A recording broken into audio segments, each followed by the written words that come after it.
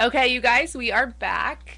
And that was One Direction's new single, Best Song Ever, and NSYNC's Tearing Up My Heart. Yes. Which is, it was the first NSYNC song that they released. The first music video, that was, their first song as a band. Yeah. Which is awesome. And we have another one of their hits coming up later. But we basically just want to talk about One Direction, and they're the newest boy band. And they're, totally redefining what it means to be a boy band. Yeah, as we mentioned earlier. A little bit. We said that they're inappropriate is the best word. They're not cookie cutter. They don't conform to what a boy band, what we think of as a boy band. They don't wear the same clothes. They don't do choreographed dance moves.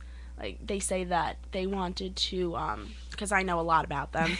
They have said that they didn't want to do that. Every time somebody tries to make them wear the same clothes, do the same dance move, they can't. They just cannot do it. Right. And I think a lot of that probably comes from the fact that they all tried out as solo artists. Mm-hmm. They're all individuals. Yeah, but Simon Cowell put them all together and was like, you're going to be the biggest boy band ever. And then they lost the X Factor. Right. In 2000. It was 2010.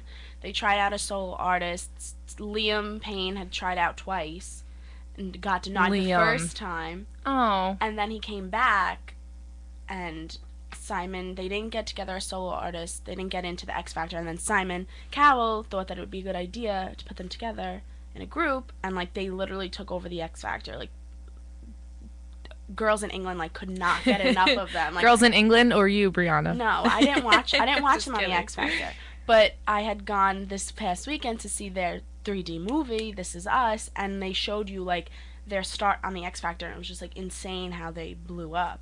It really was, because I didn't really know that they were from the X Factor. I knew of them, and then I kind of read up on them, and I found out they all tried out individually and all that stuff. Mm-hmm. So I think that is a good that is why they're so different, but they work so well together. Yeah, and you see it in the movie, how they really are just best friends, and they're so funny. Yeah. And so let's talk about them individually. Who do you like, Briana? Harry Styles. Obviously. What is it, his dimples? Yeah. His dimples. And his green eyes. He's beautiful. He is beautiful. Curly hair. I love him. And how do you feel about the whole Taylor Swift, Harry Styles God, I'm not talking about it. I knew this. I was just instigating. So angry. And I used to love Taylor Swift, but she made me angry. Now, not to deviate from the subject of One Direction, but I read an interview that said Taylor Swift, Ed Sheeran defended her. Yeah. And when she said shut the blank up at the VMAs, he said that Selena had leaned over and whispered in Taylor's ear, I think Miley's going to win this. And then that's when Taylor responded, but the cameras were on her at that moment, and she didn't so it could be an excuse. It could be, but that's not how the VMA cameramen made it seem. Right. And that's not even half of it. It's what she said when she accepted her award. Yeah, that put was everybody a little over dagger. The edge. Mm-hmm, and you knew that it was about him. Well, whether the song is about him or not, whether I Knew You Were Trouble was about Harry Styles, she made it seem like it was. Right. Jake Gyllenhaal, John Mayer, they were not in the room. Then the way that they cut to One Direction and the Harry, look on One Direction's face. Oh, we had to pause it. Briana was having a conniption. We all were. It 4 times. I went online and watched it over and over. The way he smirked, he rolled his eyes and he looked right at the camera. And then you see Louis and Niall next to him, and they're just shaking their heads they know. And then on the next day was their New York premiere of This Is Us, of their 3D movie, and they were asked on the red carpet, obviously, what they thought of Taylor Swift's dig, and Niall, came to Harry's defense. It was oh no, it was Liam who said, oh, it was really not nice that Taylor wrote those songs about Niall.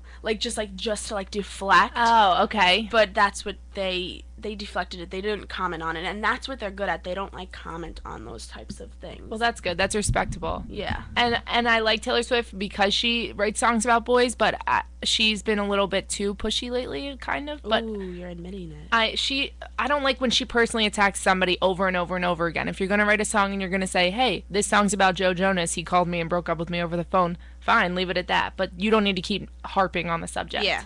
It's not necessary. Especially when she's 23 now. She'll be 24 in December. And Harry is not even 20 years old yet. Right. He's 19. He's a babe. Yeah.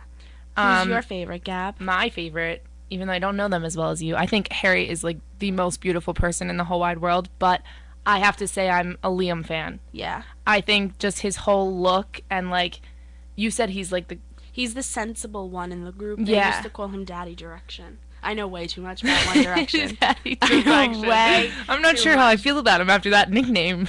Because he was like sensible and he would like always like tell the guys to like behave and like stop, pay attention. Right. Well, like his outfit in the Best Song Ever music video, I was melting. I was like, you are to the T how I would want a guy to look that I'm with. You're so cute, blah, blah, blah. It kind of freaked me out that Zayn was a girl, honestly. Yeah, that was because he was too beautiful of a girl to be a guy dressed as a girl, if that makes sense. Zayn is one of the most beautiful people in the world. But, like, beautiful in the fact that he could, he's beautiful feminine. as a girl He's and as a guy. features. Right. And then I love them all, but I think my second favorite is Louis. Louis? Mm-hmm. Is he the one with, like, the straggly kind of hair? Like, it's light brown off to the side? Yeah. He's cute. I like him too. And then Niall is the Irish one, and I love Niall too. We're going to set him up with our roommate Rosie because she's Irish and she likes them. Okay, so the next song that we're going to play is The Call by the Backstreet Boys. This is one of my all-time favorite. I don't know if I really Backstreet like Boys this song that much. Really?